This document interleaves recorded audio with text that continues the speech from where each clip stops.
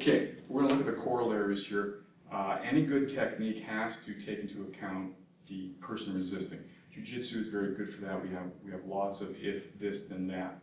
A lot of the time in weapon defenses, it's not taken into consideration. So let's look again at the old school approach, and then I like the new school a little better, a lot better actually, and you'll see how they work together. But in the end, the choice is yours depending on what your training regime is like and what you're familiar with. So we talked about if he puts the gun on me, his arm is relatively straight, it's on my head, it's on my chest, anywhere in this area, the natural action is fine. If I go to this one, and I start pulling it, trying to do the armpit lock, and he begins to resist, well, the old school version was to then switch to the wrist lock. Now, maybe he starts here, and I begin with the wrist lock, and he starts to resist, then I go to the armpit lock, right? That is the classic old school jiu-jitsu approach. Once again, whether he's grabbing your neck, he's grabbing your shirt, he's got a knife in here, or he's got a gun. That's the benefit of the old school, is that it's interchangeable with different weapons, okay? So let's look at that again. Especially if you start to push on me a little bit. His weight is coming this way, so we pulled him this way. Now, if I got him off balance like that and I got his arm out this far, it's unlikely, once I'm here and I can sit out and really break, it's unlikely it's going to come back. But if he's kind of in this middle ground where his arm is bent, I'm not sure which way to go, and I start going here, he starts to resist, I'm going to have to go this way. All right, it's the same wrist locks. Now remember, if you haven't done jiu-jitsu or a similar martial art and you're not familiar with these locks, then I don't suggest you do this. It takes 3,000 repetitions to be able to do that lock under normal conditions, stressful conditions. Now you're adding a firearm to it. The mechanics aren't any different, but the trepidation, the tactical concerns become much greater. So you want to now add another 3,000 to 5,000 repetitions on top of that. If you're doing this kind of training because you're a student of jiu-jitsu, it's a good idea. Now, let's now go to the new school version, which we developed from doing scenarios. I've seen other people teach this technique now. It's pretty obvious, but the time we developed it, it was pretty unique, and it really helped solve a lot of problems. So we're in the same scenario here, but this time I'm going to go for the new school approach where I'm working directly against the firearm, and I start pulling him to try to get the arm lock. But I caught him with his arm too bent, I didn't pull him off balance, and he starts to resist. As soon as I feel that weapon, I don't fight anymore. I step with him, and I go under his arm. Now this is really hard on his wrist and his finger, so I'm going to go really, really slow here, and I'm actually going to help his arm a little bit by pulling him over, so I'm not using his wrist and his finger as a lever. But this is going to come right out of here. I'm pointing it at me just to save his finger, otherwise he'd be broken. But basically it's going to come right out, and you end up here in either your dirty box position or a hand lock. If you want to make it look, movie-esque, where I end up with the weapon in my hand, which again, if you don't know how to use it, isn't a great idea, but I can certainly beat on the guy from here. Okay, so this is the new school version, and it's a lot more efficient and a lot harder on the wrist and the shoulder than the old school wrist lock, because the gun is acting as a lever on his wrist. It gives you a better grip, and it's really torquing his hand out, and it's, again, people went through a lot of pain and suffering to develop this some years ago when we started to do full speed simulations with airsoft pistols and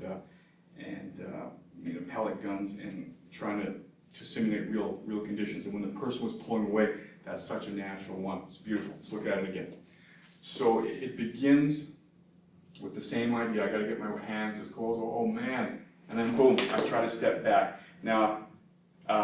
I may not be able to get it, and I feel it. Just like in any other jiu-jitsu technique, if he's pulling me forward really, really hard, I go with it. Now you can see that the barrel goes towards him. If there's a discharge, it's almost always pointing at him, but looking what's happening here is the important thing. I'm going to take the gun and go under, and again, this is just really hard. What happens is his finger will break here, so I'm going to let it point at me just so you can see it come out. But for safety's sake, if you're doing this for real, you can see that I never have to point that weapon at him. It's going to go like this. And I can do pretty much what I want to the guy. But let's take it out. For safety, you're going to end up like this when it comes out. Pop! His finger's going to pop, or it's going to pull out, and you end up basically in this position. Now from here you can see that his balance is broken, and you're in the same dirty box position. You can use the weapon as the hammer, or if you want to get fancy, for demonstration purposes, you've got the weapon and you've got a hammer lock here. Okay? So that is the push-pull for the new school. Any threat to your head, I'm going to go here. It doesn't work, I go underneath. And then for safety, I'm going to come out that way and go here. All right. So remember that a finger, it's got a small bone in here, as you can see, and some very small tendons. Once you break the finger, the only thing holding it together is the skin and the tendons. So it's quite common that you could actually rip the finger off, or more likely it's going to wrap around like a piece of rubber, because the bone isn't holding it in place anymore. So what looks really awkward when I don't want to hurt his wrist and finger is fairly easy if you want to force it. Obviously we can't do that with our training partners, so be careful with that. Okay, so again, I go this way, you feel the force. All I'm doing is circling. I'm trying to straighten his arm here to get the armpit lock. Now he begins to pull and it comes in. So let it go in and use your shuffle steps. The barrel is always pointing at him the whole time, and then from here, you're going to make a hard twist like this, which is going to snap it out of his fingers. It's going to end up like this in your hands, and you're back to here. It's really good.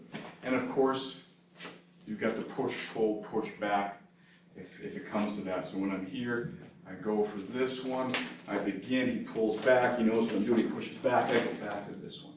All right, this is standard jiu-jitsu that is simply applied to these techniques to make sure that you're not fighting his strength, that you're working with what he's giving you.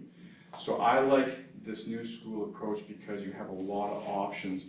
You've got different ways to break the grip here. You have the gun working as a lever on his hand, and this kind of hammer lock here becomes really, really hard on the guy. You know, if you got so much leverage at this point, you could actually do it with one hand, help bend him like this. You know, there's different things you can do, but it's tough on the gun hand. Okay, so there's your new school push-pull for threats to the face.